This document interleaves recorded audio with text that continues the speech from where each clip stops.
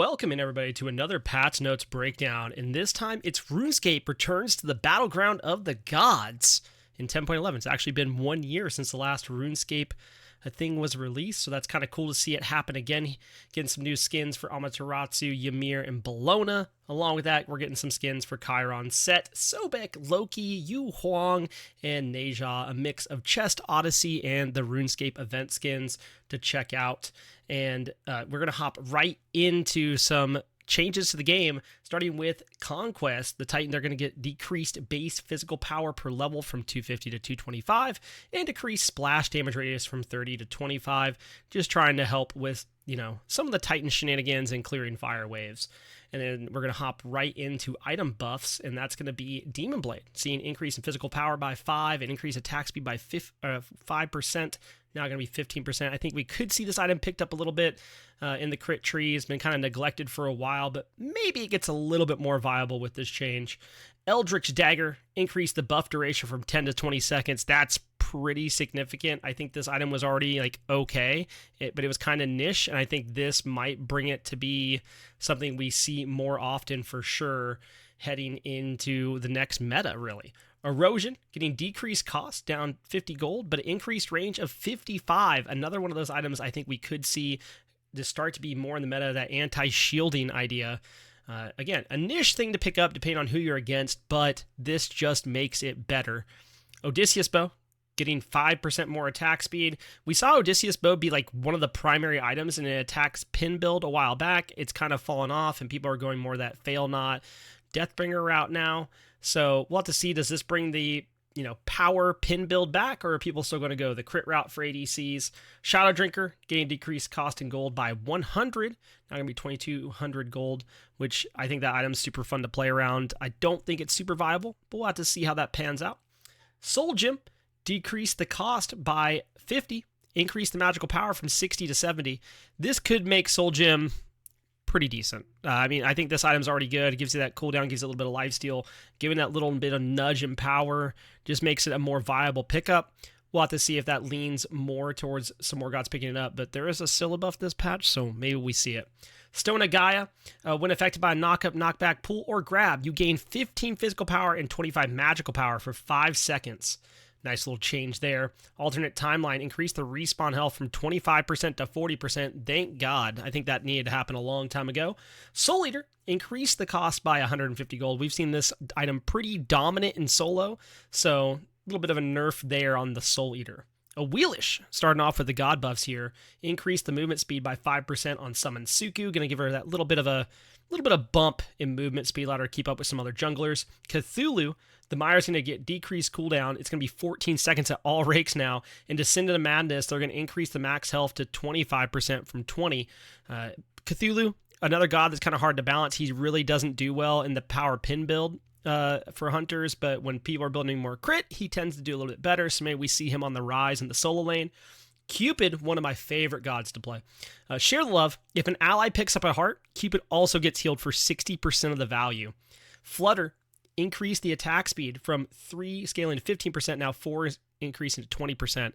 I'm excited for this. I think this does bring Cupid back into the fray of gods to pick in the duo lane. Hera, Polymorph, they're going to increase the base damage from 90 scaling to 270, now 90 scaling to 290.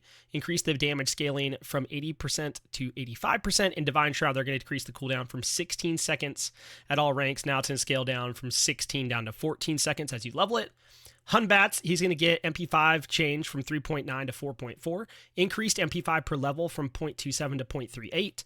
He's also going to get a decreased cooldown on Somersault.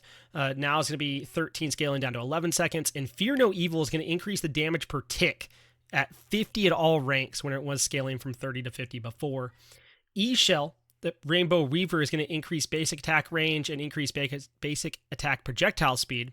Along with Greater End, E-Shell gains 15% damage mitigation while challenging this ability. We've seen E-Shell do pretty well at launch and kind of fallen off since.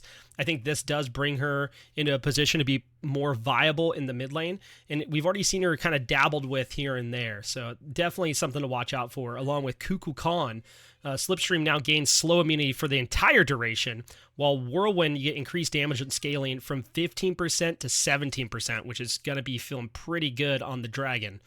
Maui decreased the self-slow from 80% to 50%, which is insane on Master Fisherman. And then Landfall decreased the cooldown from 110 seconds at all ranks. Now it's going to scale from 110 down to 90. This is a major Maui buff, and Maui will be back in support after this patch. Neath, Unravel, they're going to increase the damage scaling from 80% to 101%, and they're going to increase the heal from 15 scaling to 75 to 20 scaling to 80, along with Weave Heal, now going to be 40 to 160. So that's going to be a nice little Neef buff there. But Osiris, another one that's got kind of a wild buff here. Sickle Strike increased the damage to minions from 50% to 75%. Judgment Tether decreased the cooldown from 15 to 14 seconds. Lord of the Afterlife added effect to debuff enemies that afflicts them with 20% negative cooldown reduction. Is a wild change, and I love it. I'm excited to see some Osiris in the solo lane.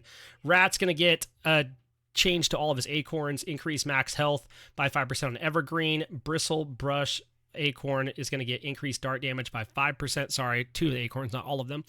Scylla, Sickham's going to increase root duration from 1.15 to scaling to 1.75 to now 1.75 at all ranks. It's going to feel like an eternity early game. Oh my god. Sylvanas, Verdant Growth added 5% protection reduction on Pod Explosion. And Wisps decreased the cooldown from 16 seconds to 14 seconds. Give the tree man some love, they said. Uller is getting some changes, and this is kind of just a definite switch on the part of Uller. Throw Axe and Bladed Arrow increased damage scaling from 65% to 70%.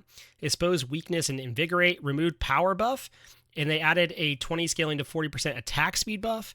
Wield Bow / Wield Axes, they removed the attack speed buff and added 20 scaling to 44 physical power buff. So some different changes there on a couple of those buffs. And I think he might end up feeling pretty good after this patch. Definitely makes him a bit easier to play, for sure. Jing Chen, my favorite Guardian. Hook Slam getting increased axe damage, increased slam damage, and increased root duration across the board. And Whirlwind of Rage's Teal to get a change in mana cost. Was 110 scaling to 70, now 70 scaling to 110. Just makes sense now. Yu Huang, Flames of the Phoenix decreased the cooldown to 9 seconds at all ranks. Now for the nerfs. Ganesha, the Elephant Man, getting nerfed here. Dharmic Pillars decreased the protection reduction from 15 to 55, now 10 to 50, and decreased the slow from 35 to 30%. Ganesha's been doing really, really well. Not too surprised to see at least some type of change to him. Dharmic Pillars makes the most sense. Set, my favorite assassin. Skewer is getting decreased scaling damage from 90 to 85% and decreased dash damage on spawn of Set, now 40 to 60%. Overall, I think this is a patch in the right direction. Looks like it might feel pretty good. I think there's some changes we could have still seen to gods like Maman, but you can leave those in the comments below. Let me know what you think. And as always, I appreciate y'all coming to hang out. Make sure to check out Up Your Experience podcast and, the Twitch streams. We'll catch y'all later. Peace out.